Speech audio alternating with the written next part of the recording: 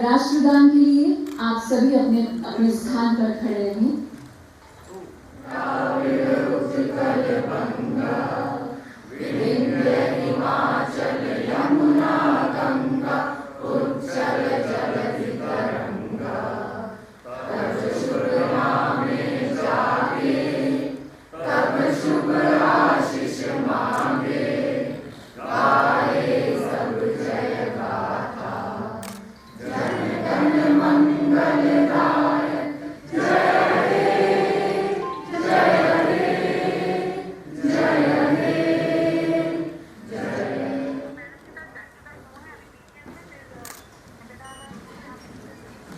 और अब राजस्थान के माननीय राज्यपाल श्री कलराज मिश्र संविधान की प्रस्तावना और मौलिक कर्तव्यों का आप सभी के समक्ष पठन करेंगे।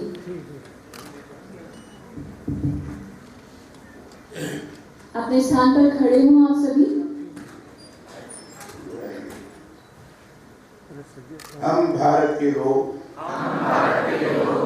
भारत को एक संपूर्ण प्रभुत्व संपन्न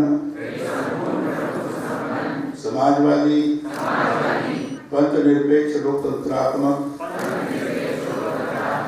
गणराज्य बनाने के लिए तथा उसके समस्त नागरिकों को सामाजिक आर्थिक और राजनीतिक न्याय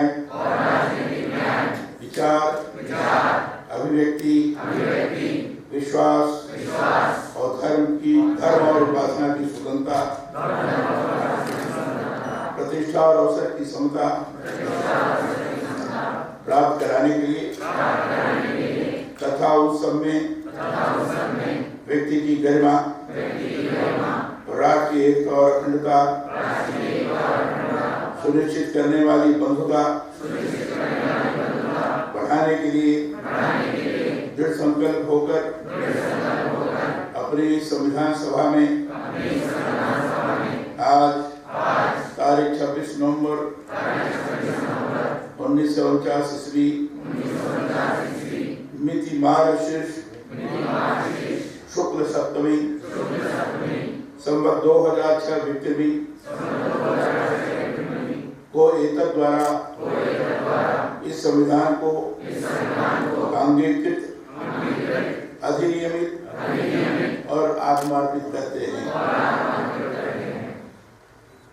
मैं मूल कर्तव्य पढ़ूंगा, उसको जुड़ा है। अनुच्छेद 51 का मूल कर्तव्य भारत के प्रत्येक नागरिक का यह कर्तव्य होगा कि वह एक संविधान का पालन करे और उसके आदर्शों संस्थाओं राष्ट्र ध्वज और राष्ट्रगान का आदर करे। 2 स्वतंत्रता के लिए हमारे राष्ट्रीय आंदोलन को प्रेरित करने वाले उच्च आदर्शों को हृदय में संजोए रखे और उनका पालन करे। 3 भारत की प्रभुता एकता और अखंडता की रक्षा करे और उसे अक्षुण्ण रखे। 4 देश की रक्षा करे और आह्वान किए जाने पर राष्ट्र की सेवा करे। 5 भारत के सभी लोगों में समरसता और समान भ्रातृत्व की भावना का निर्माण करे, जो धर्म भाषा और प्रदेश या वर्ग पर आधारित सभी भेदभाव से परे हो। ऐसी प्रथाओं का त्याग करे जो स्त्रियों के सम्मान के विरुद्ध हैं। 6 हमारी सामाजिक संस्कृति की गौरवशाली परंपरा का महत्व समझे और उसका परिरक्षण करे। 7 प्राकृतिक पर्यावरण की, जिसके अंतर्गत वन, झील, नदी और वन्य जीव हैं, रक्षा करे और उसका संवर्धन करे तथा प्राणी मात्र के प्रति दया भाव रखे। 8 वैज्ञानिक दृष्टिकोण, मानववाद और ज्ञानार्जन तथा सुधार की भावना का विकास करे। 9 सार्वजनिक संपत्ति को सुरक्षित रखे और हिंसा से दूर रहे। 10 व्यक्तिगत और सामूहिक गतिविधियों के सभी क्षेत्रों में उस दर्ज की ओर बढ़ने का सतत प्रयास करे जिससे राष्ट्र निरंतर बढ़ते हुए प्रयत्न और उपलब्धि की नई ऊंचाइयों को छोड़े। 11 जो माता पिता या संरक्षक हो वह 6 से 14 वर्ष के बीच के आयु की यथास्थिति अपने बच्चे अथवा प्रतिपालक को शिक्षा प्राप्त करने के अवसर प्रदान करेगा। धन्यवाद। संविधान में कलाकृतियां श्री अरविंद के आलोक में इसका उद्घाटन समारोह और आप सभी का हम तहे दिल से अभिनंदन करते हैं। आज के समारोह के मुख्य अतिथि माननीय राज्यपाल राजस्थान श्री कलराज मिश्र, कार्यक्रम की अध्यक्षता कर रहे हैं न्यायमूर्ति श्री विनोद शंकर दवे। अज्ञान के अंधकार से ज्ञान की रोशनी की ओर बढ़ने को प्रेरित करता ये दीपक। श्री अरविंद की 150वीं जयंती का ये वर्ष, प्रेरित हो हम उनके इन वाक्यों से। आखिरकार राष्ट्र क्या है, हमारी मातृभूमि क्या है? ये भूमि का एक टुकड़ा नहीं है, ना अलंकार है और ना मन की कल्पना है। ये एक महान शक्ति है जो उन सभी करोड़ों इकाइयों के मेल से बनी है जो राष्ट्र का निर्माण करती हैं। ठीक वैसे ही जैसे भवानी महिषामर्दिनी करोड़ों देवताओं की शक्तियों से निःसृत होकर एक विराट शक्तिपुंज में प्रकट हो गई।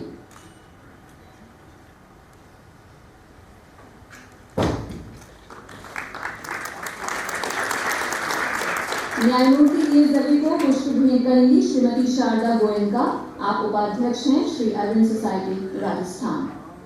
श्रीमती शारदा गोयनका पुष्प भेंट कर अभिनंदन करेंगी न्यायमूर्ति वीएस दवे साहब का। अतिरिक्त महाधिवक्ता श्री जीएसडी को पुष्प भेंट करेंगी डॉक्टर निरुपम ग्रोहर की, उपाध्यक्ष। बहुत बहुत धन्यवाद। संविधान में कलाकृतियां श्री अरविंद। माननीय श्री कलराज मिश्र जी, राज्यपाल राजस्थान, मंच पर विराजित श्री जस्टिस दवे साहब, अतिरिक्त महाधिवक्ता श्री जीएस गिल साहब एवं हमारे भाई सूर्य प्रताप सिंह राजावत। सर्वप्रथम मैं अपनी बात आगे बढ़ाता हूँ श्री अरविंद की इस वाणी के साथ। जिस दिन हम लोग भारत माँ के सौंदर्य तथा महिमा से प्रभावित होकर उनकी सच्ची अविभाज्य प्रतिमा के दर्शन कर लेंगे, उस दिन हम उत्सुकता से अपने जीवन को उनकी सेवा में न्यौछावर कर देंगे। तब वह बाधा दूर हो जाएगी और भारत की एकता, स्वाधीनता तथा प्रकृति की सिद्धि अधिक आसान हो जाएगी। श्री अरविंद। श्री अरविंद सोसाइटी जयपुर शाखा के कार्यक्रम में श्री अरविंद सोसाइटी राजस्थान की ओर से मैं कार्यक्रम के मुख्य अतिथि श्री कलराज मिश्र जी, माननीय राज्यपाल राजस्थान, कार्यक्रम के अध्यक्ष न्यायमूर्ति श्री वीएस दवे जी, पूर्व न्यायाधिपति राजस्थान उच्च न्यायालय एवं विद्वान अतिरिक्त महाधिवक्ता श्री गुरुचरण सिंह गिल जी का हार्दिक स्वागत करता हूँ। साथ ही उपस्थित अतिथिगण एवं प्रेस के सदस्यों का मैं हार्दिक अभिनंदन करता हूँ।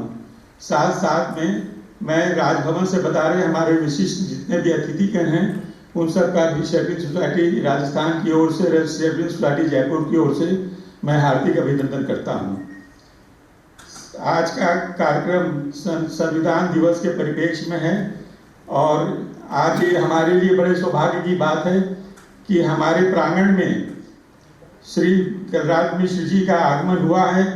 इससे हमारे प्रयासों को और गति मिलेगी और वो हमें प्रोत्साहित करती रहेगी। आप हिमाचल प्रदेश के राज्यपाल एवं केंद्र सरकार में कैबिनेट मंत्री रहे हैं। माननीय राज्यपाल महोदय की मुहिम संविधान पार्क से सभी परिचित हैं। ये ध्यान देने लायक है, माननीय राज्यपाल महोदय की मुहिम संविधान पार्क से सभी परिचित हैं, जो इस देश में अनूठा है। इतने कम समय में ही इस विषय की लोकप्रियता पूरे देश में फैल गई है। श्री अरविंद सोसाइटी द्वारा मूल संविधान में भारतीय सभ्यता का चित्रण विषय पर प्रदर्शनी वर्ष 2018 से लगातार जवाहर कला केंद्र में लगाई जा रही है। 2018 से लगातार लगाई जा रही है। माननीय राज्यपाल के संविधान पार्क में राज्यपाल साहब को हम विश्वास दिलाना चाहते हैं कि आपके संविधान पार्क में श्री अरविंद सोसाइटी की जो भी भूमिका आप देंगे वो हमारे लिए हर्ष और आनंद का विषय होगा। इसी प्रकार माननीय न्यायमूर्ति वीएस दवे साहब भी श्री अरविंद सोसाइटी जयपुर की प्रदर्शनी में वर्ष 2018 से उद्घाटन सत्र में आकर हमारे इस प्रयास को आशीर्वाद देते आ रहे हैं। हमेशा इन्होंने हमारी हौसला अफजाई की है दवे साहब ने। माननीय न्यायमूर्ति दवे साहब के अनुसार संविधान में वर्णित मूल कर्तव्यों पर मुहिम आज की न केवल जरूरत है बल्कि राष्ट्र निर्माण एवं चरित्र निर्माण की नींव भी है। न्यायमूर्ति दवे साहब लॉ कमीशन के अध्यक्ष एवं नेशनल लॉ यूनिवर्सिटी बंगलोर के दी फाउंडर मेंबर रहे हैं। शेरविन सोसाइटी आपका हार्दिक स्वागत करती है। हमारे बीच विद्वान अधिवक्ता श्री जीएस गिल, पूर्व अतिरिक्त महाधिवक्ता की उपस्थिति इस कार्यक्रम की शोभा बढ़ा रही है। श्री गिल साहब राष्ट्रीय सिख संगत के अध्यक्ष भी हैं। आपके मार्गदर्शन से और आपके विचार से पहली प्रदर्शनी 218 में लगाई गई। आज के कार्यक्रम का विचार आपका ही है। आप 2 बार अतिरिक्त महाधिवक्ता रहे और सभी महत्वपूर्ण PIL जैसे रामगढ़ बांध को बचाना, हिंगोनिया गौशाला, द्रव्यवती नदी का कायाकल्प आपके अधिक प्रयासों से ही संभव हो पाया है। श्री अरविंद सोसाइटी आपका हार्दिक स्वागत करती है।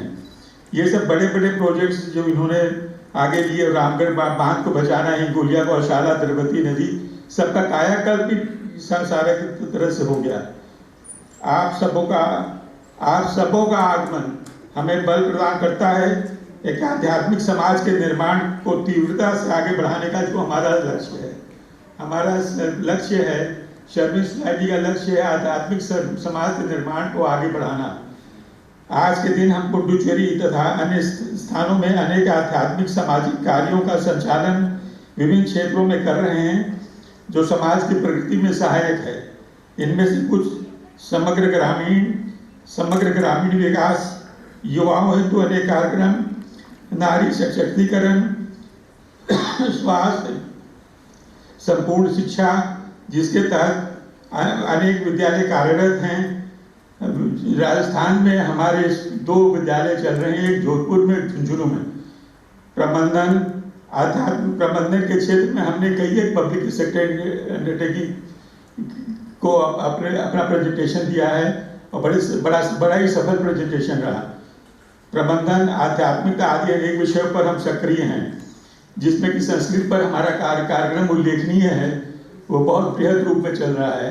साथ साथ हमने ऐप गीता पे, वेद पे, पुराण पे, सब पे ऐप तैयार किया है।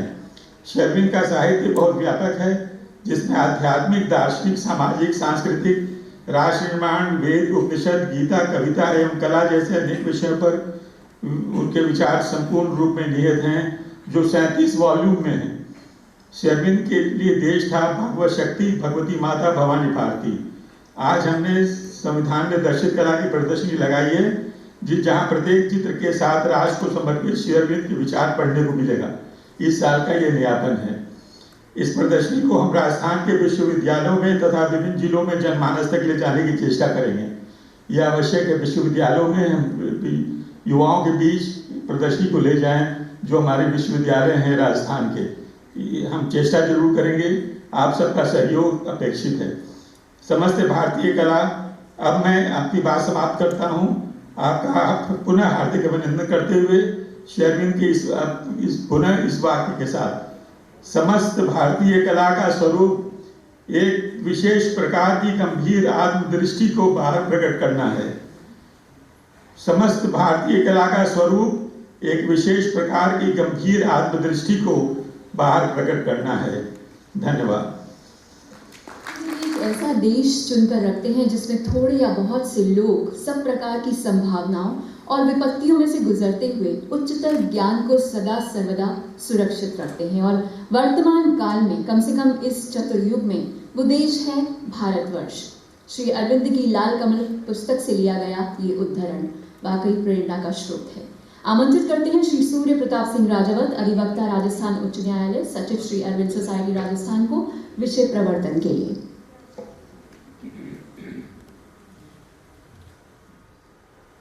माताजी और श्री अरविंद को प्रणाम।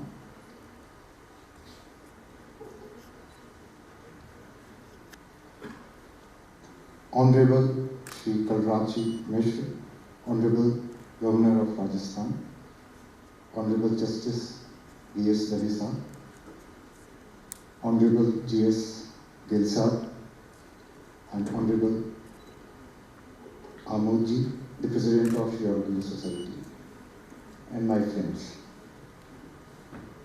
आज जो मुझे दायित्व दिया है विषय प्रवर्तन का, ये मेरे लिए बहुत ही चुनौती का है, क्योंकि आज इस मंच पे जो महानुभाव विराजे हैं, इन्हीं की प्रेरणा से जो संविधान में जो कलाकृतियां हैं, इसकी जो मुहिम चालू करी, उसके ऊपर मुझे जस्टिस दवे साहब और गिल साहब का आशीर्वाद प्राप्त हुआ।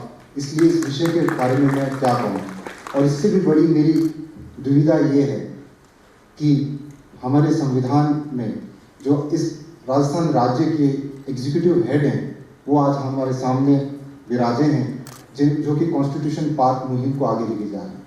परंतु इन सब के बीच में मैं मेरे मन की एक ही बात रखना चाहता हूँ कि संविधान सभा ने जिस संविधान पे हस्ताक्षर किए, उस संविधान में कुछ चित्र रखे।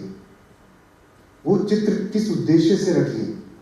क्योंकि वो चित्र हजारों वर्ष पुरानी हमारी भारतीय संस्कृति और परंपरा को हमें दर्शाते हैं। कुछ प्रश्न हैं जिनके बारे में आज महानुभावों से मुझे ज्ञान मिलेगा, मुझे आशीर्वाद मिलेगा, एक दिशा मिलेगी। और इसी बात के साथ मैं अपनी बात को विराम देता हूँ कि आज का जो हमारा विषय है, संविधान में कलाकृतियाँ, श्री अरविंद के आलोक में, इस मुहिम को पूरे राष्ट्र में हम कैसे लेके जाएं, युवाओं को तक कैसे लेके जाएं, राष्ट्र निर्माण में कैसे लेके जाएं, संवैधानिक नैतिकता और राष्ट्र निर्माण हमारे महापुरुषों के दृष्टि के अनुसार कैसा होगा, ये एक छोटी सी पहल इस प्रदर्शनी के माध्यम से, इस मंच के माध्यम से, इस सभागार के माध्यम से। धन्यवाद। भारत राष्ट्रों का गुरु है, मानवात्मा का उसकी गहनतर व्याधियों में चिकित्सक है।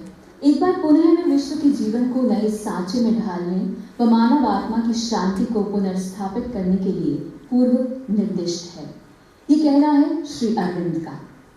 और अब अपने उद्बोधन के लिए आपके समक्ष आमंत्रित हैं श्री गुरुचरण सिंह गिल, पूर्व अतिरिक्त महाधिवक्ता, राजस्थान उच्च न्यायालय।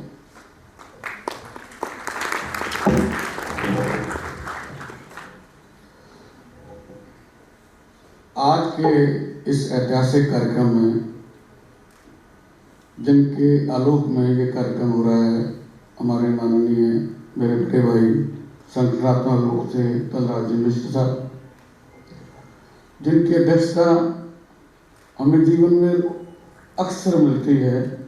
अध्यक्षता का मतलब होता है कि सब संभालने वाला सारी चीज़ें। तो दवे साहब मेरे मित्र भी हैं, बड़े भाई भी हैं, न्यायाधिपति तो रहे ही हैं। वो दवे साहब, आमोद जी, सूर्या जी, आपको बहुत सभी को साधुवाद। मैंने ऐतिहासिक शब्द सोच कर कहा है। श्री अरविंद जी को मैंने पढ़ा, मैंने उनका एक प्रशासनिक रूप भी देखा, क्रांतिकारी रूप भी देखा, एक चिंतक का रूप भी देखा और एक राष्ट्र नायक का रूप भी देखा। उन अरविंद जी की उक्तियों का चित्र के साथ संबंध पर विचार होने पर मुझे तो इच्छा थी कि सूर्या जी ने जो पुस्तक बनाई है वो उस पर अपना विचार रखेंगे कि उनका संकलन है, बहुत बड़ा समर्पण है। मैंने कल ही शाबाशी भेजी इनको पढ़ने के बाद में कि वो सुनता मैं कभी श्रोता बनने में ज़्यादा आनंद आता है। पर वो आयोजन हुआ है, पुस्तक शायद आपको सबको मिलेगी, नहीं तो व्हाट्सएप के जरिए सभी पहुँचेगी। कृपया उसको जरूर पढ़ें, क्योंकि श्री अरविंद ही वो व्यक्ति थे जो ये मानते थे कि भारत प्राकृतिक रूप से एक है, भौतिक रूप से उसको विभाजन किया जाना प्राकृतिक नहीं है। और आज जैसा कभी जर्मनी का हुआ कि अलग अलग किए गए भौतिक रूप से एक हो गए, उनकी आकांक्षा पूरी हो और कभी भारत पुनः एक हो जाए, ऐसा कामना के साथ मैं अपनी बात कहना चाहता हूँ। जहाँ तक चित्रों का सवाल है, मोटी मोटी जो कल्पना है, इसको दो रूपों में देख सकते हैं। एक तो भारत के बारे में लोग ऐसे कहने लगे कि लोग मिलते गए कारवां बनता गया, कि जैसे भारत कोई राष्ट्र ना हो, भारत की कोई अपनी संस्कृति ना हो, भारत का कोई पिछोकड़ ना हो, जिसको पंजाबी में कहते हैं विरासत जिसको कहते हैं। ऐसे लोगों विद्वानों ने एक पक्ष ने प्रचारित करना शुरू किया। वो उनके हित में था क्योंकि उन्होंने भारत पर राज्य करना था। लेकिन जब देश स्वतंत्र हुआ तो लगभग 3 साल तक वो सारे लोग जिन्होंने इस देश को आजाद करने में अपने खून को भी जलाया, पसीने को भी बहाया, अपनी स्वतंत्रता का भी हनन होने दिया अंग्रेजों के दमन के सामने, उन लोगों ने विचार करके जो संविधान बनाया उसको रेखांकित करना उन्हें आवश्यक लगा। मूल रूप से चिंतन डॉक्टर राजेंद्र प्रसाद जी का था, जो उन्होंने नंदलाल जी बोस से कहा कि वे आप इसमें चित्र बनाइए, पर वो एक चित्रकारी नहीं थे। आप समझेंगे अगर चित्र होते तो उसमें फूल होते, शायद इस प्रकार की चीज होती, सामान्यतः ग्रंथों में रहता है चित्रकारी करते। उसका एक आशय था कि हमारा संविधान बिटवीन दी लाइन कहां पर खड़ा होना चाहिए। तो पहला जो ऐतिहासिक विवेचन इन चित्रों का आता है कि उन्होंने भारत को प्री वैदिक काल का माना है। मोहनजोदड़ो की सभ्यता वैदिक काल से पहले की सभ्यता है, पहला चित्र उसका है। दूसरा चित्र हमारा वैदिक काल का है। तीसरा हमारा जिसको त्रेता युग कहते हैं भगवान राम के समय का है। चौथा चित्र हमारा भगवान कृष्ण का जब गीता का उपदेश देते हैं उसमें के चित्र है। बाद में हम जानते हैं कि मौर्य दंड काल, मौर्य काल, ये सारे कालों को होते हुए 13 चित्र ऐसे हैं इसके अंदर जो भारत की प्राचीन विरासत से जुड़े हुए हैं। 14 में होता है जिसको मुगल काल कहते हैं, 2 चित्र हैं, चित्र क्रमांक 14 और 15। 15 में उन्होंने मुगल काल के हैं। फिर अंग्रेजियों का जब आक्रमण हुआ उसमें लक्ष्मीबाई जी का और उनका टीपू सुल्तान जी के चित्र हैं। महात्मा गांधी जी के 2 चित्र हैं और सुभाष चंद्र बोस जी का चित्र, और 3 चित्र भारत की प्राकृतिक विभिन्नता है जिसमें रेगिस्तान भी है, हिमालय भी है और समुद्र भी है। ये चित्र का ऐतिहासिक थोड़ा सा संक्षेप है, लेकिन वैचारिक संकेत इससे भी बड़ा महत्वपूर्ण है। तो मेरे सामने निश्चित ही समय की मर्यादा रहेगी और उस मर्यादा में मैं पूरी बात ना भी कह पाऊँ तो कई बार कुछ बातें ऐसी होती हैं जो अपने आप सबकॉन्शियसली वाइब्रेशन समझ चली जाती हैं। आप उसको ग्रहण करेंगे, आत्मसात करेंगे। पहला चित्र मैं ये कहना चाहता हूँ कि डॉक्टर, कल मैंने दुबे साहब का संबोधन अखबार में आज पढ़ा, उन्होंने कहा कि पहला चित्र बैल का है, नदी का है, वो किसान का प्रतीक है कि भारत कृषि प्रधान है। हमारे लिए बहुत आनंद की बात है, इसलिए कि भारत ही दुनिया में शायद ऐसा देश होगा जिसकी 3/4 भूमि कृषि योग्य है। 52% तो सिंचित कृषि योग्य देश जब विभाजन हुआ उस समय हमारे हिस्से में आई थी। आज लोगों ने मेहनत करके विकास करके 3/4 को बनाया, वरना जगह पहाड़ है, पानी है, अनेक प्रकार की चीजें। तो कृषि प्रधान निश्चित रूप से होना था और ये कृषि प्रधान होने के कारण ही भारत सोने की चिड़िया कहलाया और इसी कारण ही विदेशी आक्रांताओं ने हमारी स्वतंत्रता को हनन करने के अनेक प्रयास किए। दूसरा चित्र नागरिकता का है, मैं कहना चाहता हूँ कि पहले चित्र का थोड़ा संक्षेप की जो एक दूसरा मेरा विवेचन है कि भारत कोई कलेक्शन नहीं है लोगों का, बल्कि एक प्राचीन सभ्यता है।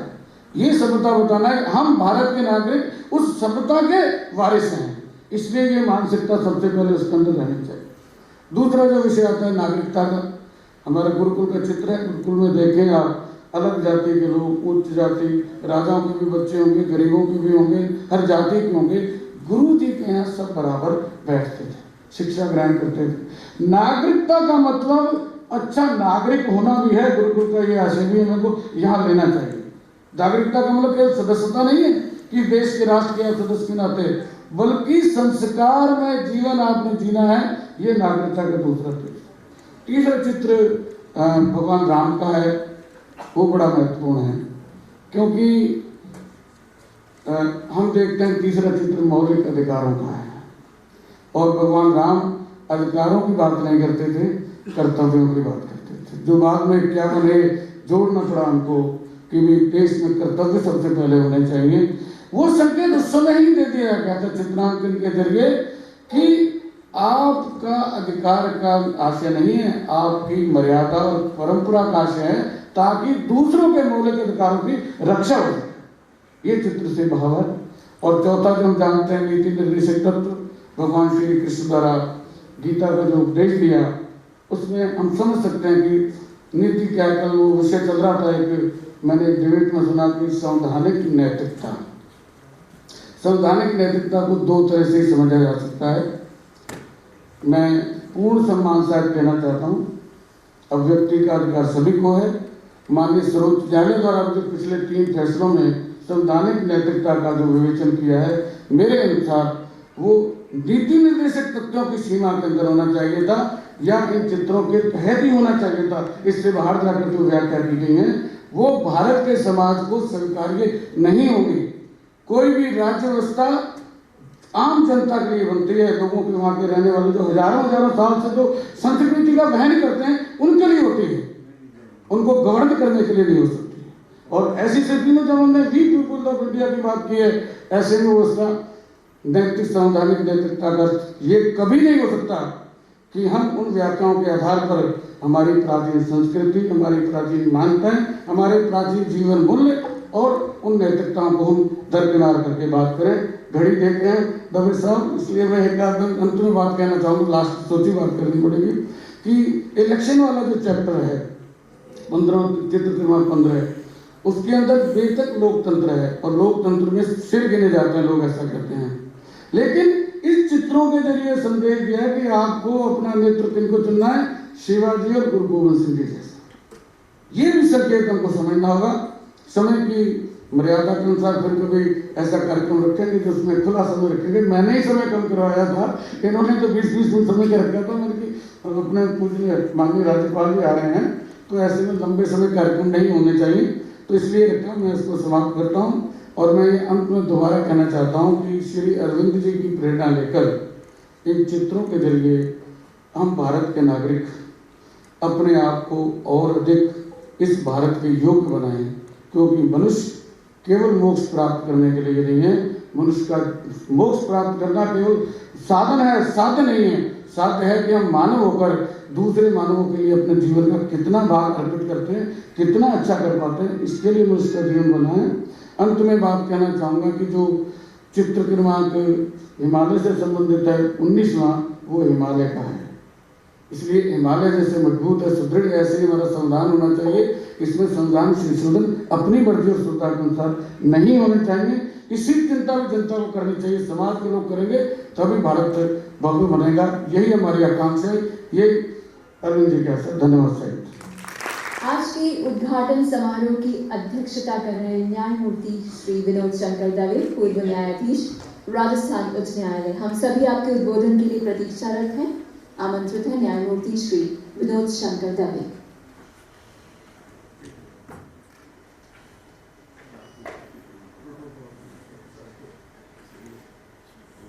परम श्रद्धेय माननीय राज्यपाल महोदय श्री कलराज जी ने, पूर्व अतिरिक्त महाधिवक्ता श्री गिल साहब, अरविंदो सोसाइटी के अध्यक्ष श्री अमोद कुमार जी, श्री सूर्य प्रताप सिंह, इस सभागार में उपस्थित सभी देवियों, सज्जनों, विद्यार्थियों, मैं बहुत आभारी हूँ सूर्य प्रताप सिंह का। उन्होंने मुझे मौका दिया कि मैं विद्वान राज्यपाल महोदय के सानिध्य में होते इस प्रोग्राम को अटेंड कर पाऊँ। आज पहला मौका मिला मुझे इनसे मिलने का। ये चौथे राज्यपाल हैं जिनसे मैं बहुत प्रभावित हूँ। पहले थे सरदार साहब, मैं नाम अभी भूल गया, गुरमुख निहाल सिंह जी, दूसरे थे हुकुम सिंह जी, तीसरे थे बंदोपाध्याय और चौथे आप हैं जिनकी विद्वत्ता से मैं प्रभावित हूँ। कल आपका आर्टिकल था इसी के ऊपर, Indian constitution is a global document of human rights and duties. मैंने उसको पढ़ा। आपका मोहनलाल सुखाड़िया यूनिवर्सिटी के में जो आपने लेक्चर दिए उसको मैंने पढ़ा। आप जो कन्वोकेशन एड्रेस करते हैं उनको भी मैं पढ़ता रहता हूँ। इससे मैंने अर्ज किया कि आप चौथे राज्यपाल हैं जिनसे मैं बहुत प्रभावित हूँ। जिस दिन ये संविधान अंगीकार किया गया था, मेरे पिताजी राजस्थान हाई कोर्ट के फर्स्ट हाई कोर्ट बना था 30 मार्च 1949 को। उन्होंने ओथ ली थी पुराने उसमें, क्योंकि संविधान लागू नहीं हुआ था। तो 26 नवंबर को खासा कोठी में जो मकान अलॉट नहीं हुए थे, हॉल में हमने रनिंग कमेंट्री जसदेव सिंह जी से और देवकीनंदन पांडे के मुख से सुनी थी, इसको अंगीकार करते हुए। इस हॉल में सबसे पुराना मैं ही हूँ, 90 बरस की उम्र का, जो फर्स्ट ईयर का स्टूडेंट था उस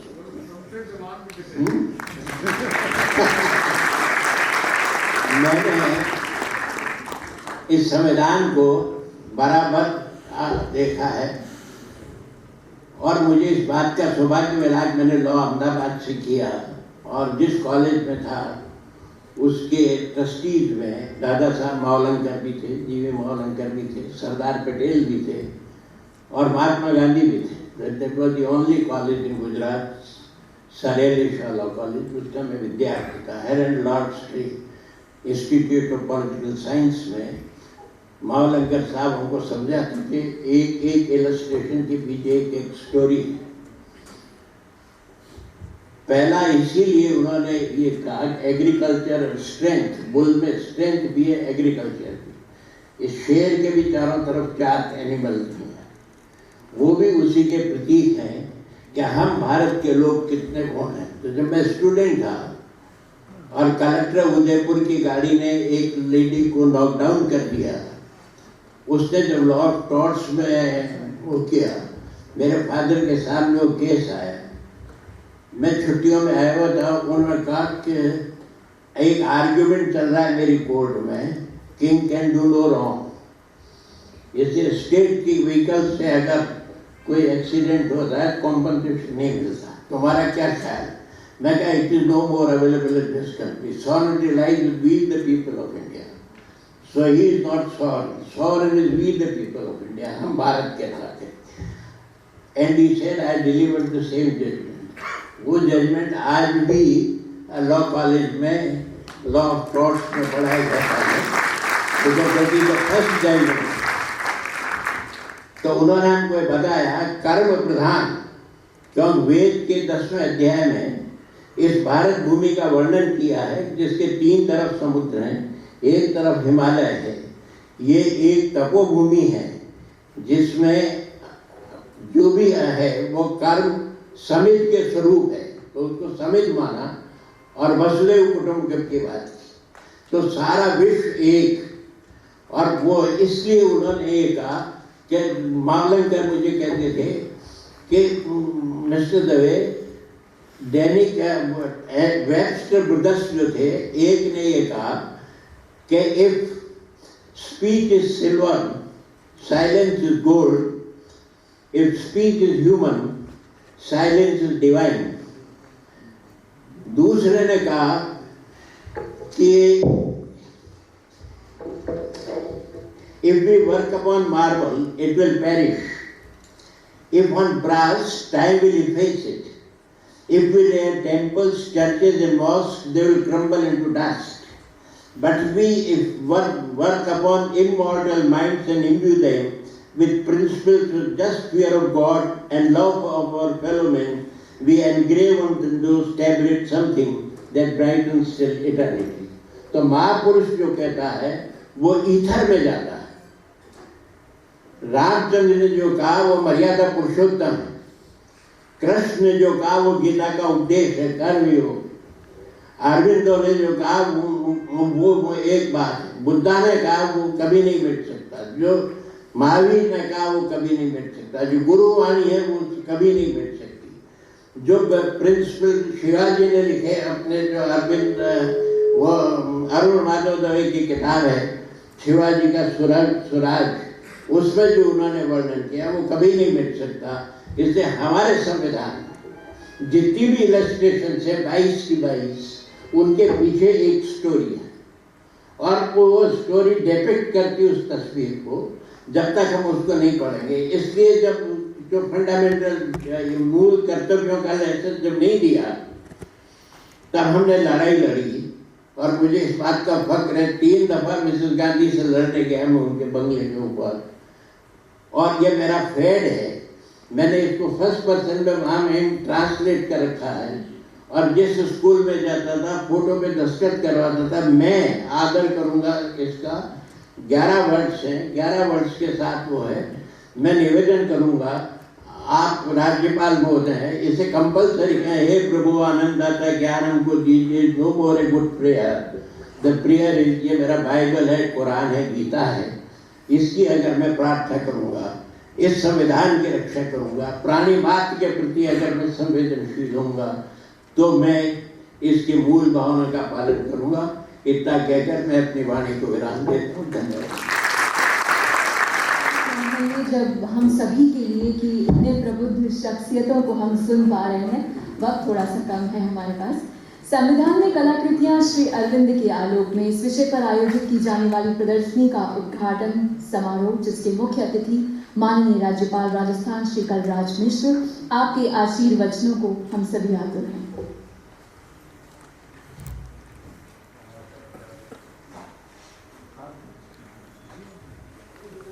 आज के इस गरिमामय समारोह में उपस्थित राजस्थान उच्च न्यायालय के पूर्व न्यायाधीश न्यायमूर्ति विनय शंकर दवे जी, पूर्व अतिरिक्त महाधिवक्ता राजस्थान उच्च न्यायालय श्री गुरचरण सिंह गिल जी, श्री अरविंद सोसाइटी के राजस्थान सचिव श्री शिव प्रताप सिंह जी राजावत जी, सोसाइटी के अध्यक्ष श्री अमोद कुमार जी, उपाध्यक्ष डॉक्टर निरुपम रोहतगी जी, सोसाइटी के जयपुर अध्यक्ष श्री A.K. सिंह जी और सचिव श्री दीपक तुलसियान जी तथा अन्य उपस्थित सभी गणमान्य जन, हमारे सभी पत्रकार बंधुगण और छायाकार बंधु, यह अत्यंत सुखद है कि श्री अरविंद सोसाइटी राजस्थान ने भारतीय संविधान के कला पक्ष पर ऐसे सुंदर आयोजन और महती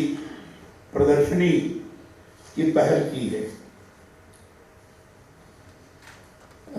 राज्यपाल होने के नाते मुझे लिखित भाषण करना पड़ता है, एक सामान्य प्रोटोकॉल भी है और मैंने अनुभव किया कि इस टेम्पोर से ज़्यादा अच्छा होता है लिखित भाषण करना, ताकि कहीं शब्दों का अगर इधर उधर कहीं हेर फेर हो जाए तो हम लोगों के एक एक शब्द का बड़ा पत्रकार मित्रगण ध्यान रखते हैं। हमें अखबारों में भी पढ़ा होगा, मैंने कुछ और बोला था, अखबारों में कुछ और निकला, इस 5-7 दिन पहले की बात। इसलिए मैं लिखित भाषण पर इस समय ज़्यादा जोर देता हूँ, इसलिए मैं लिखा हुआ अपना ही भाषण मैं उसको पढ़ भी रहा।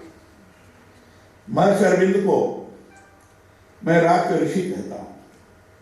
मुझे पुडुचेरी जाने का अवसर प्राप्त हुआ था, मैंने पूरा वहां रहकर देखा भी है। राष्ट्रीयता से ओतप्रोत वह ऐसे महान व्यक्तित्व थे जिन्होंने अपने चिंतन और सृजन से सदा ही हमें आलोकित किया है।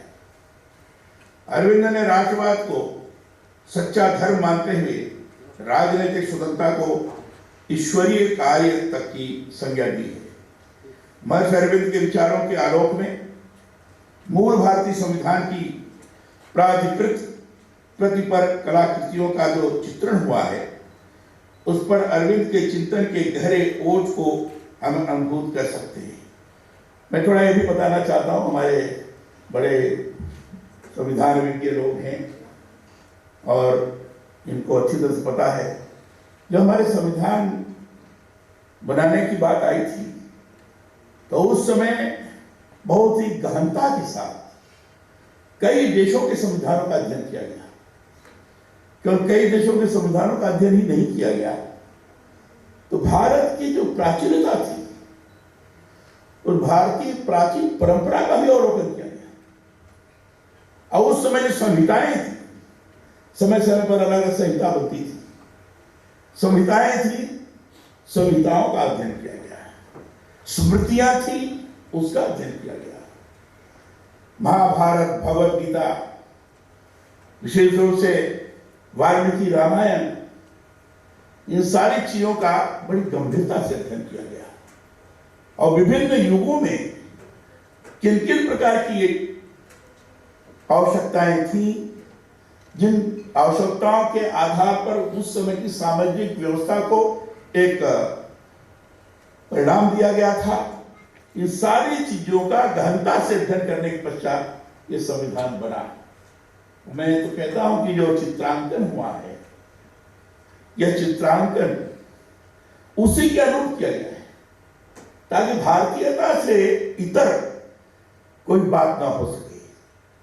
और ये संविधान एक ऐसा संविधान है जिसमें गीता भी है, जिसमें कुरान भी है, जिसमें बाइबल भी है, जिसमें महाभारत भी है, जिसमें रामायण भी है, सब कुछ है, जिसमें विभिन्न काल में जो अपने ऋषि महर्षि हुए, चाहे वशिष्ठ हुए होंगे, चाहे दुर्वासा हुए होंगे, चाहे सांदीपनि हुए होंगे, इन लोगों के ज्ञान की सारी विशिष्टताओं का उसमें समावेश है।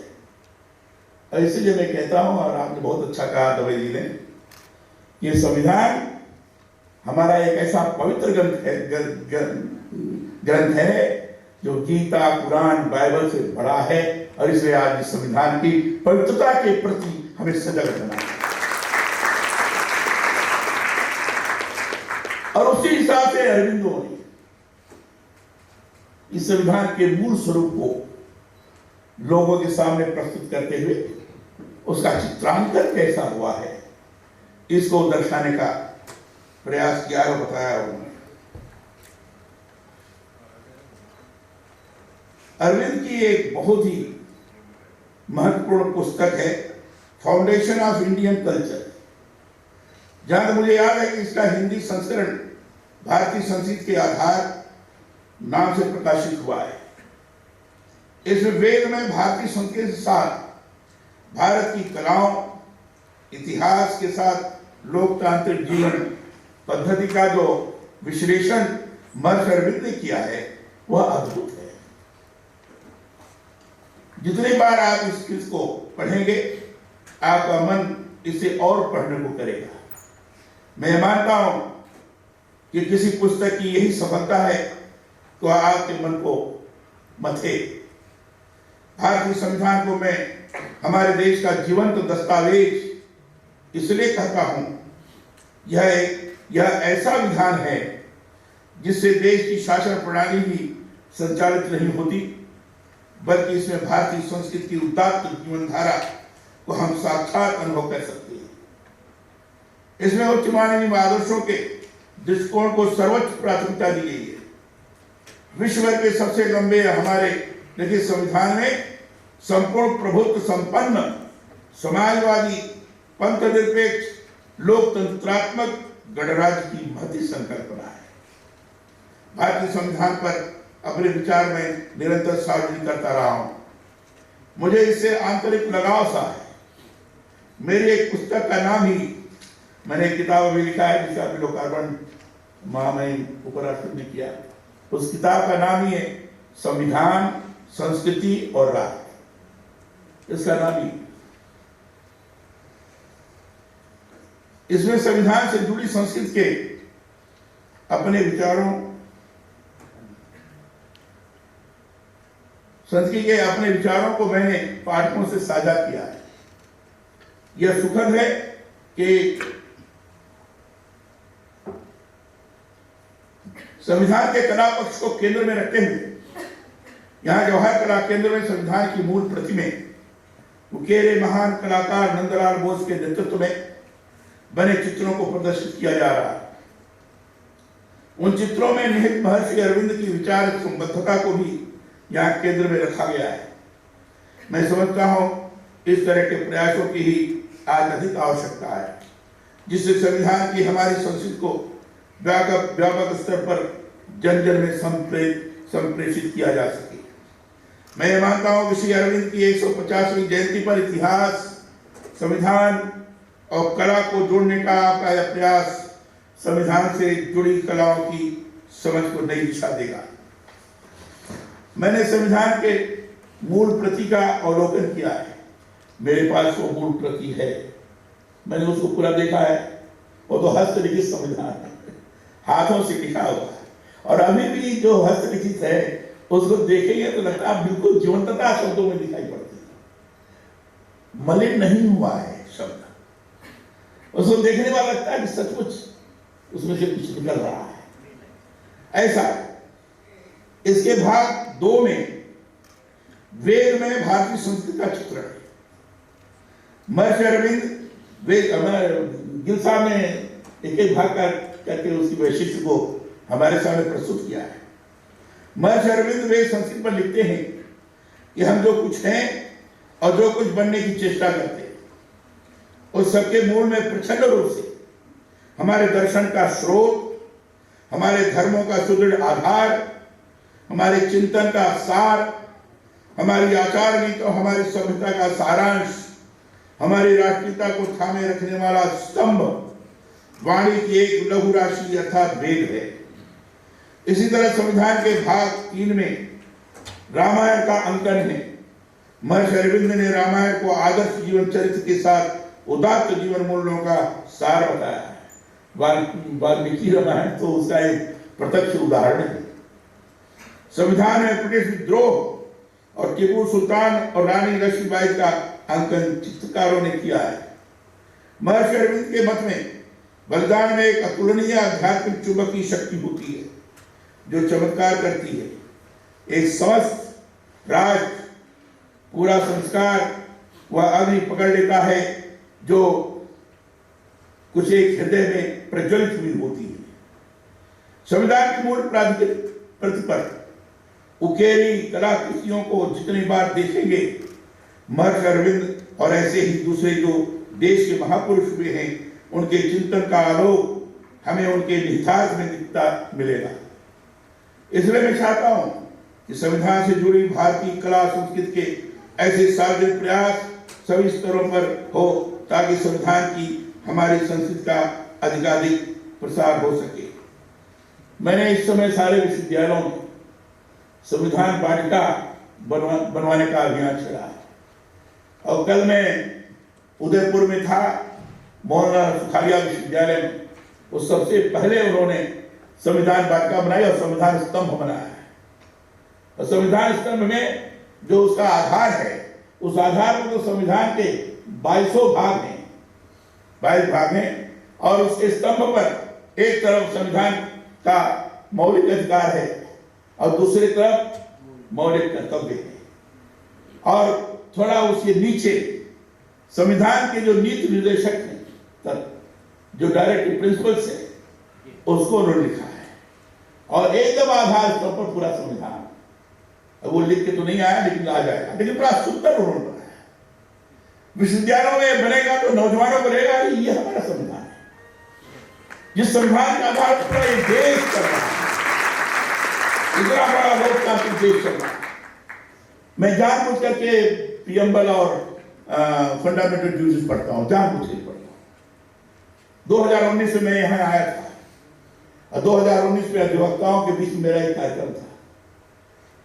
उसमें न्याय जस्टिस संजीव शर्मा जी उसमें अध्यक्षता कर रहे थे, और भाषण खत्म हो जाने के बाद जो मेरी लोगों से कुछ उनसे बात हुई, जब मैंने प्रियम्बल के बारे में, फंडामेंटल ड्यूटीज के बारे में कुछ बात की, तो मुझे बड़ा कष्ट हुआ कि उसमें जैसी अपेक्षा थी वैसी चीज हमें दिखाई नहीं पड़ी। तब मैंने सोचा कि मैं जहां अध्यात्मिक कार्यक्रम में जाऊंगा तो मैं प्रियम्बल का वाचन कराऊंगा, एक एक शब्द। अगर प्रियम्बल के एक एक शब्द को पढ़ेंगे तो संविधान का वो मूल तत्व है, वही संविधान का मूल भाव है। प्रियम्बल का अगर किसी ने पढ़ लिया, शब्दों की चिंता की, तो वही विश्व दूत है, वही संविधान का मूल भाव है। हम भारत के लोग सीधे सीधे जनता के साथ जुड़े हुए हैं, हमारा संविधान सीधे जनता से जुड़ा हुआ है। इसलिए पढ़ता हूं मैं, इसलिए मूल कर्तव्य पढ़ता हूं। मूल कर्तव्य बाद में जैसे हरि दवे साहब ने बताया कि किस ढंग से उस समय तत्कालीन प्रधानमंत्री इंदिरा जी से करके किया है, और उनके जमाने में इमरजेंसी के दौरान ही ये सारा आया है। और सर्च कमेटी, स्वर्ण सिंह कमेटी का जी सरदार से वो बना था, और उस पर एक मूल कर्तव्य है 51A, और उसको मैं पूरा पढ़ता हूं। अगर ये मूल कर्तव्य पढ़ लीजिए तो जो गड़बड़ करते हैं, उपद्रव करते हैं, तो कभी उपद्रव नहीं कर सकते। वो कहते हैं तो विचारों की अभिव्यक्ति का अधिकार मेरा मौलिक अधिकार है, लेकिन मौलिक अधिकार तो ये नहीं कहता कि तुम हिंसा करो, तुम राष्ट्र की क्षति करो, तो अपमान करो, बड़े लोगों का अपमान करो, माता बहनों की इज्जत के साथ खिलवाड़ करो। ये तो संविधान नहीं कहता है, मूल कर्तव्य के अंतर्गत आता है। इसकी अनुभूति, इसका एहसास होना चाहिए कि उस शब्दों को पढ़ना नहीं, उसको आत्मसात करने की जरूरत है, और इसलिए इसको निरंतर पढ़ने की आवश्यकता महसूस करता हूं। बाद में मूल कर्तव्य आया है, नहीं आया है तो उसको देना है। जैसे गांधी जी कहते थे कि मूल कर्तव्यों के हिमालय से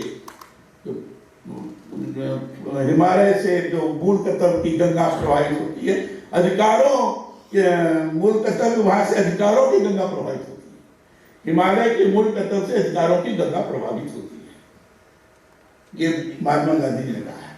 अर्थात कर्तव्य का पालन करो, कर्म योग, जिसकी अभी चर्चा नहीं, उसमें से अधिकार विकसित होते हैं। इस बात को संविधान ने स्पष्ट बताया है, इसकी आवश्यकता है। मुझे आप सबसे साझा करते हुए प्रसन्नता है कि देश के इतिहास में पहली बार राजस्थान विधानसभा के अपने अभिभाषण के आरंभ में, मैंने पिछली बार ऐसा किया था, भाषण के आरंभ में मैंने संविधान की उद्देशिका और मूल कर्तव्यों के वाचन की परंपरा स्थापित की। विधानसभा में नहीं पढ़ा था, सभी विधायकों से वाचन कराया था। इसके पीछे मेरी मंशा यही रही है कि संवैधानिक पदों पर बैठे लोगों का एक बड़ा दायित्व भारतीय संविधान और इससे जुड़े मूल तत्वों अर्थात इसकी संस्कृति के प्रति सभी को जागरूक करना है। इसीलिए राजस्थान के राज्यपाल और प्रदेश के विश्वविद्यालयों के कुलाधिपति के रूप में सभी विश्वविद्यालयों में संविधान पाठ बनाने की पहल हमने की है। यह सुखद है कि इस पहल के सकारात्मक परिणाम आ रहे। अधिकांश विश्वविद्यालयों में एक पाठ बनकर तैयार हो गए। मैं यह मानता हूं कि संस्कृत व्यक्ति का परिष्कार करती है, यह कहने भर की बात नहीं है। इसे ऐसे समझे जाने की भी जरूरत है कि संस्कृति अपने जीवंत मूल्यों के साथ व्यक्ति में निरंतर अपनी छाप छोड़ती है। संविधान ने हमें मूल अधिकार दिए हैं तो कर्तव्य बोध भी दिया है। दोनों के मध्य संतुलन रखकर व्यक्ति यदि चलता है तभी राष्ट्रहित और नैतिक मूल्यों की सही मायने में पालना कर सकता है। ऐसा जब होता है तो संस्कृति अपने आप ही विकसित होती है। देश के संविधान की मूल प्राधिकृत प्रतिभा भारतीय संस्कृति का चित्रण भारत की संस्कृति और सभ्यता को समझने का आधार है। मैं यह मानता हूं कि संविधान सभा के सदस्यों द्वारा भारत की भावी पीढ़ी के लिए संदेश देने का प्रयास इसके जरिए किया गया है। संविधान की कलाकृतियों को देखेंगे तो यह भी रहेगा कि पृथ्वी पर सबसे पुरानी सभ्यता के सांस्कृतिक मूल्यों को समग्र दृष्टिकोण से इसमें उकेरा गया है। प्रत्येक चित्रण उस युग के युग धर्म का प्रतिनिधित्व करता है। मैंने प्रारंभ में इस बात को कहा है। दरअसल यह निरंतरता के साथ परिवर्तन को समझाने का ही एक तरह से प्रयास है। शांति निकेतन के आचार्य नंदलाल बोस के नेतृत्व में जिन कलाकारों ने संविधान की प्रतिफल कलाकृतियां उकेरी उनमें राजस्थान के हमारे अपने स्वर्गीय कृपाल सिंह शेखावत भी प्रमुख रहे हैं। यह पूरे प्रदेश के लिए गौरव की बात है। अंग्रेजी में भारत का संविधान प्रेम बिहारी रायजादा सक्सेना द्वारा हस्तलिखित किया गया है। हिंदी में सुलेखन का कार्य वसंत कृष्ण वैद्य द्वारा किया गया है। प्रस्तावना का चित्रण राम मनोहर सिन्हा ने किया। प्रतीक को दीनानाथ भार्गव ने सजाया। संविधान की मूल कापी यदि देखेंगे तो आज भी वहां श्री राम और श्री कृष्ण सहित भारतीय वेद यज्ञ आदि की परंपराओं का अनूठा उजास मिलेगा। भारत के राष्ट्रीय चिन्ह अशोक स्तंभ की लाट का बनाया। हड़प्पा की खुदाई से मिले घोड़े, शेर, हाथी और सांड की चित्रों को लेकर सुनहरी किनारियों को इसमें सजाया गया है और इन सब के पीछे गहरे निहितार्थ रहे। महर्षि अरविंद ने भारतीय संस्कृति से जुड़े इन प्रतीकों को अपनी पुस्तक भारतीय संस्कृति के आधार में गहरे व्याख्यायित किया है। मेरा यह मानना है कि संविधान को एक कला और महर्षि अरविंद की दृष्टि के आलोक में देखेंगे तो आपको यह भी लगेगा कि भारतीय कला संस्कृति का यह प्रत्यक्ष दृश्यमान स्वरूप है। इसके बारे में जितना भी कहा जाएगा कम होगा। मुझे विश्वास है कि जवाहर कला केंद्र की कला दीक्षा में संविधान की कलाकृतियों की को देखकर आपको इस संबंध में और भी बहुत कुछ नया मिलेगा। आपने महर्षि अरविंद के आलोक में संविधान की कलाकृतियों से जुड़े इस आयोजन में मुझे याद किया और अपनी बात रखने का अवसर दिया। इसके लिए मैं हृदय से आपका आभारी हूँ। आप सभी को इस भेदभाव आयोजन के लिए बहुत बहुत बधाई और शुभकामनाएं।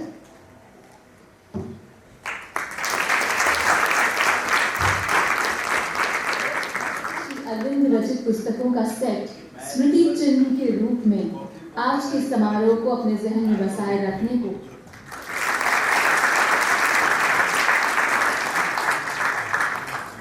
और अब निवेदन करेंगे श्री ए.के. सिंह, अध्यक्ष श्री अरविंद सोसाइटी जयपुर को कि आज के समारोह के अध्यक्ष न्यायमूर्ति वी.एस. दवे साहब को स्मृति चिन्ह भेंट करने के लिए पधारें।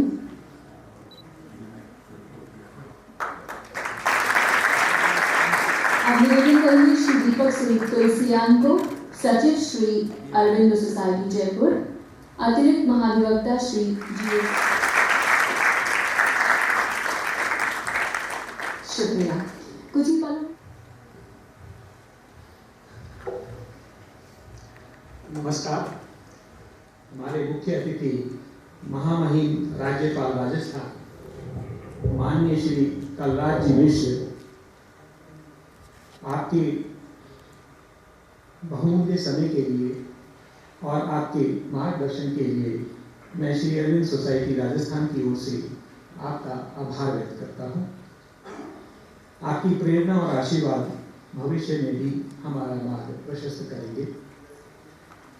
न्यायमूर्ति माननीय श्री वी.एस. दवे जी, पूर्व न्यायाधीश राजस्थान उच्च न्यायालय, और श्री जी.एस. गिल जी, पूर्व अतिरिक्त महाधिवक्ता राजस्थान राज्य उच्च न्यायालय के प्रति भी इस कार्यक्रम हेतु अपना अमूल्य समय देने के लिए और अपने विशिष्ट अनुभव से हमारा ज्ञान वर्धन करने के लिए मैं श्री अरविंद सोसाइटी राजस्थान की ओर से आपका धन्यवाद करता हूँ।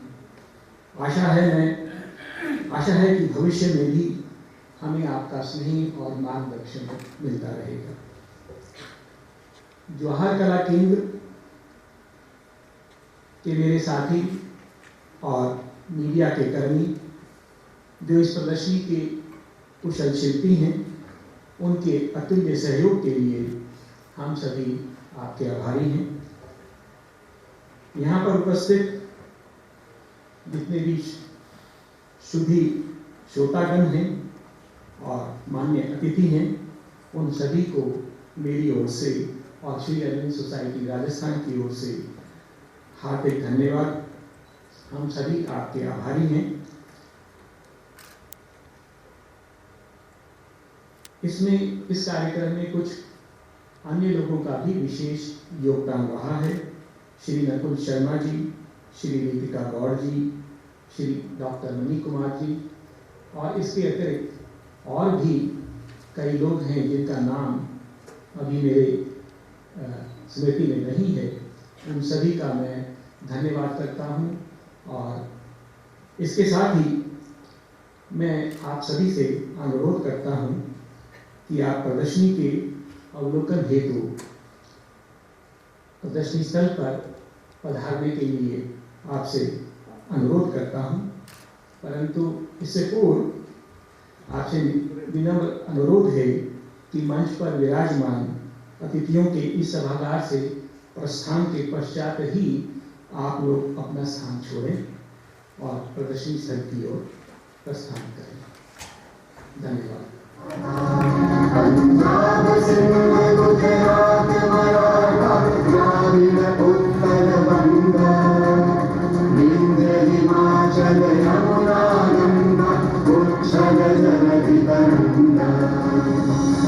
शुभ नामे जागे, तब शुभ आशीष मांगे, गाहे तब जय गाथा।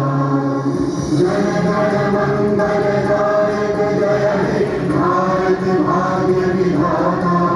जय हे जय हे जय हे जय जय जय जय हे। और अब माननीय राज्यपाल राजस्थान श्री कलराज मिश्र आर्ट गैलरी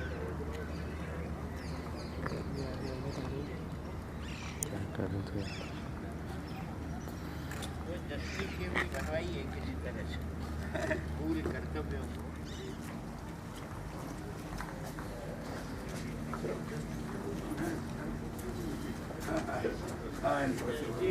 में नहीं है।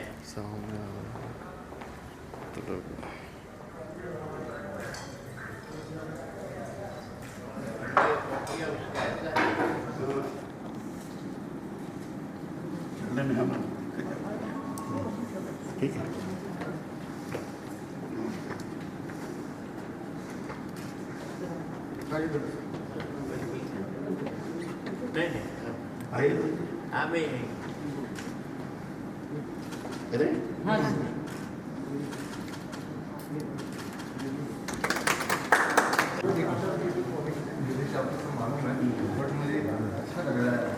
भैया यार ऊपर कैसे आ रहे हो?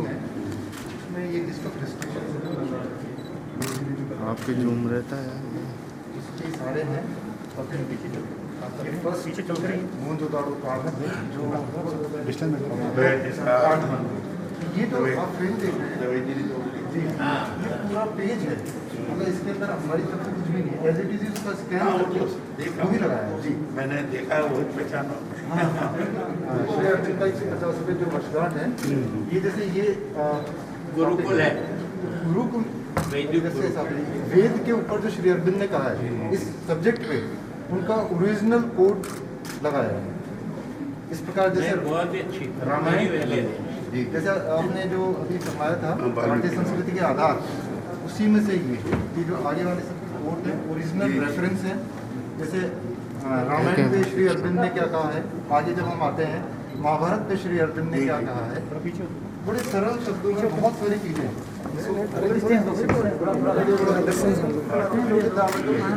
गौतम महावीर है, इनके ऊपर जो श्री अरविंद ने जो बोला है अलग अलग जो पूरा संकलन है 37 और अशोक के ऊपर जब श्री अरविंद लिखते हैं, इसके अंदर हमारी जो ईस्ट और वेस्ट दोनों सिविलाइजेशन है उसका जिस्ट इसके अंदर श्री अरविंद एक तरह से ये हमारे यहाँ सब्जेक्ट का इम्पोर्टेंस दी जाती है, जबकि वहाँ पे भीम को ज़्यादा माना जाता है। इसी प्रकार ये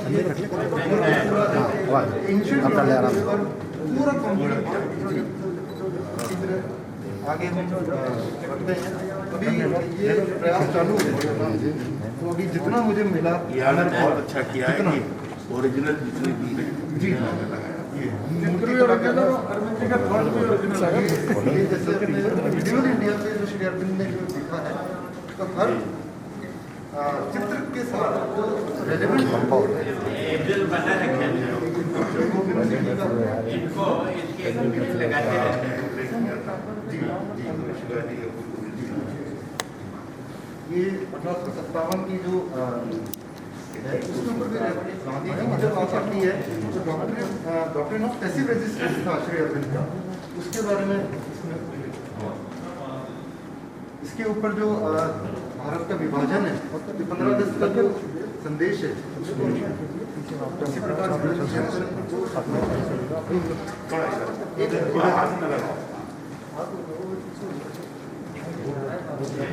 ये हस्ताक्षर है जी, ये सारे हस्ताक्षर हैं 10 पेज लेकिन मैंने संविधान सभा से जोड़ने की कोशिश की है। ये अलग अलग समय पे श्री अरविंद को डिबेट्स में जब याद किया गया ये बहुत सारे रिकॉर्डेशंस और ये एक तरह से जैसे समितियों का और धनराज बोलती और सब कमेंट करते हैं वो चित्रों के साथ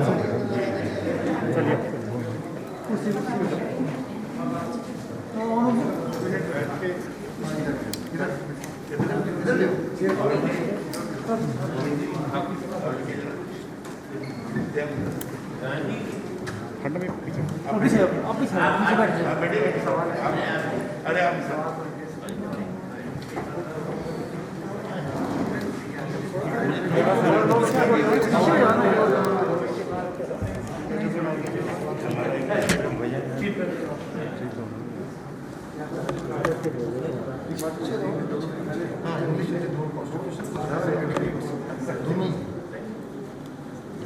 आगे क्यों नहीं जाए हमने अपनी अवसर ऐसे ही बंद करके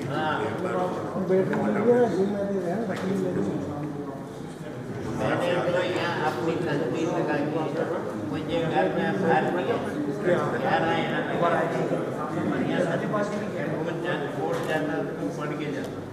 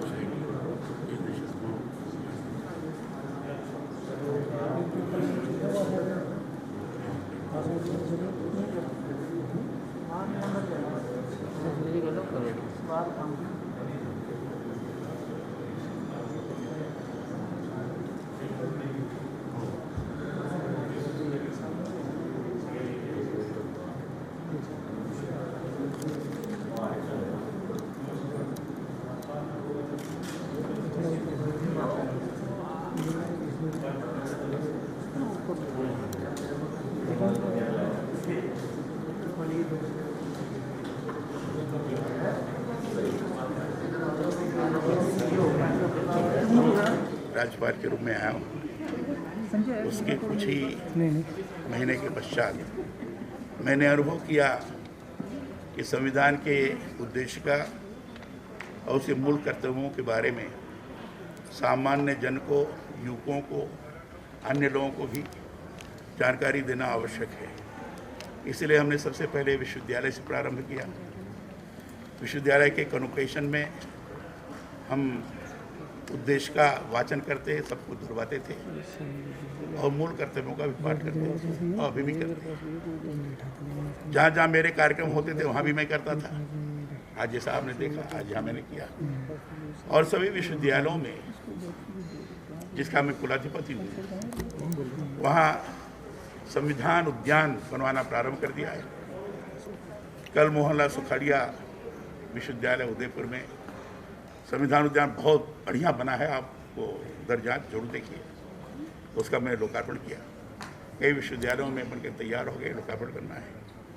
और मुझे बड़ी प्रसन्नता हुई कि आज यहाँ अरविंद सोसाइटी के माध्यम से भी संविधान के मूल प्रति के आधार पर भारतीयता क्या क्या फुट रहा है, भारतीय मनीषी, भारतीय ऋषि, भारतीय संस्कृति सभ्यता, उसका समय समय पर कैसा स्वरूप रहा है, एक एक पृष्ठ पर उन्होंने दर्शाया है, प्रदर्शनी लगाया है, उसको मैंने देखा है। आज इसकी महती आवश्यकता है। सब तरफ इसको जागरूक करना चाहिए।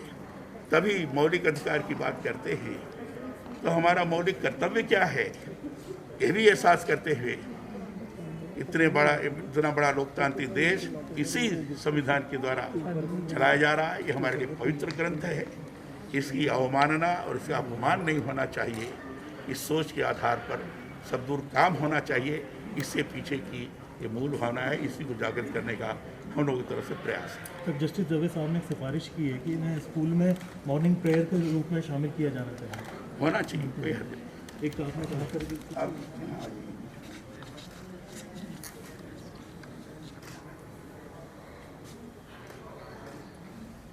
हो गया, धन्यवाद।